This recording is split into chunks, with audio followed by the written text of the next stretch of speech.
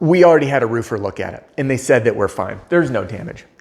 Have you dealt with this objection before? It comes up at the door, doesn't it? And it's often because that homeowner called the general contractor that may have built the house, or they called the chuck in a truck.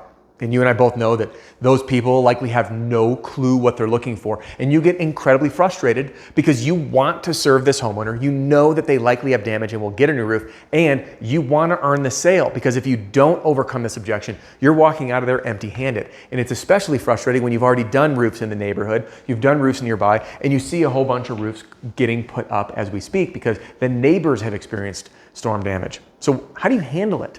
Well, that's exactly what I'll be teaching you in today's video. First, I want to say thank you to Johnny. Johnny suggested this video. And if you have a video to suggest, drop a comment in this video or any others. I do keep an eye on them, and you might be able to suggest the next YouTube video. So Johnny, thanks a bunch, man. All right.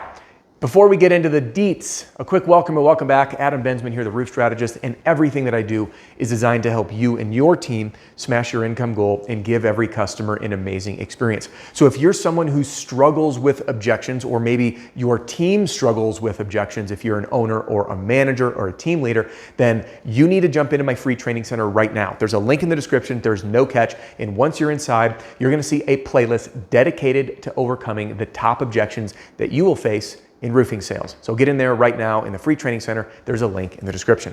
Now, let's get to this objection. Hey, we already had a roofer look at it. They said that we're fine. There's no damage.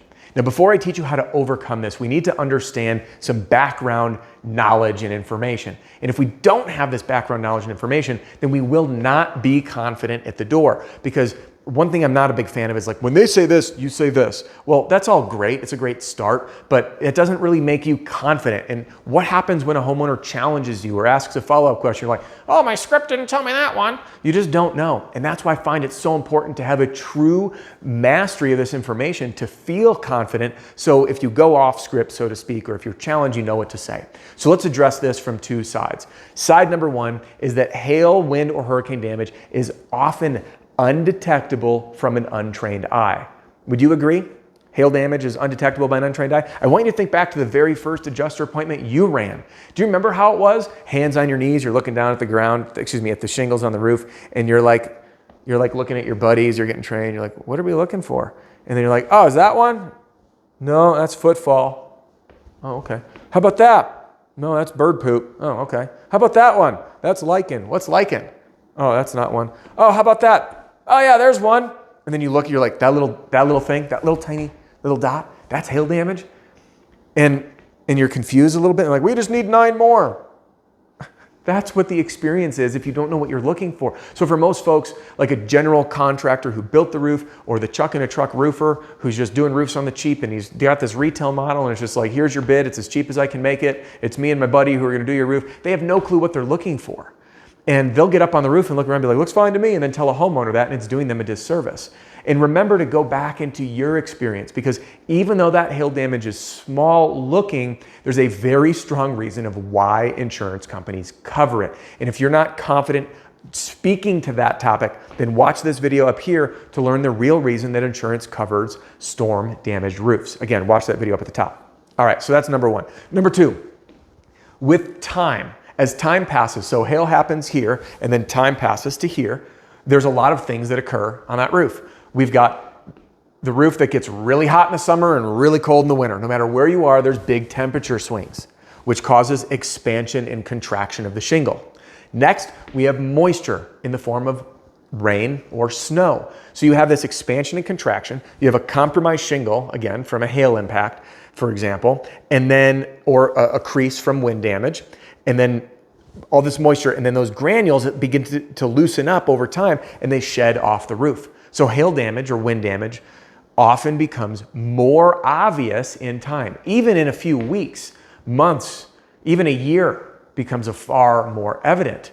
So now that we know this information, our mission in order to overcome this objection is to first ask questions. We need to identify with the homeowner, when did the inspection occur? Because if it occurred last week or yesterday, my follow-up question is going to be like, hey, listen, the person that inspected your roof, were they a storm damage expert or just a traditional roofer? And if they say, oh, well, they were just a roofer, now I can speak to that by addressing the idea that that person likely didn't know what they were looking for. Share your own experience. Listen, I remember the first time I was on a roof with an insurance adjuster, I didn't know what I was looking for. Everything looked fine and the roof got approved. And I think we'd agree that insurance companies aren't like willingly paying more than they need to replace roofs. There's a reason that this minor looking damage is actually quite significant, and it requires a trained eye to identify that damage. So do you have any objection if I just grab my ladder real quick? I'm going to take photos and video during my inspection, and I'll show you what I find. And then now we're back up on the roof for the second opinion. And if you want to supercharge it even more, you can even say, hey, and there's going to be two outcomes. Outcome number one, I don't charge you a thing. You get a second inspection. I'm going to show you everything, and you know we are good to go. Option number two is maybe we find something, and I will show you the photos and videos so you can see and decide for yourself, and I'll walk you through your options, whether you decide to work with me or someone else. Does that sound fair? And then again, we're on that roof to provide the second inspection. Option number two, we say, hey, when was that last inspection? Oh, it was 3 months ago. Now I have a different story.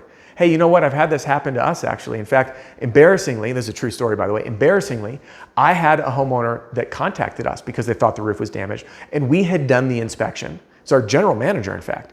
We did the inspection and said, hey, your roof's fine, there's no damage. Well, I got a phone call 3 months ago that was a powerful learning lesson for me, because 3 months later, this homeowner calls, she goes, you guys don't know what you're doing, because I just had a different roofer out that said we had damage and it's getting approved by the insurance. And what ended up happening is that roof sustained incredible temperature swings over those 3 months and record rain. And when there was nothing on that roof within a few days of that hailstorm happening, in time those granules were loosened up and shed.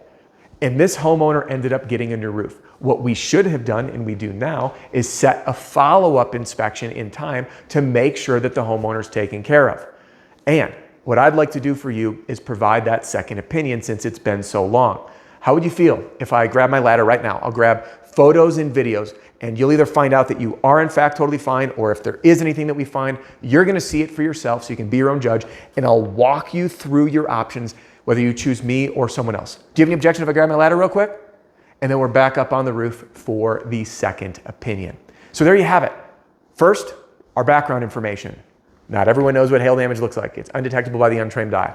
And as time lapses from a date of loss, whether it's hail claim or a wind claim, the damage becomes more evident. When we meet with our homeowners and speak with our homeowners, we need to identify when that inspection occurred, and then who conducted the inspection. Were they a roofer or a storm damage expert? And then if it was time had passed, we're going to focus in on that time angle so we can get up on the roof for the second opinion.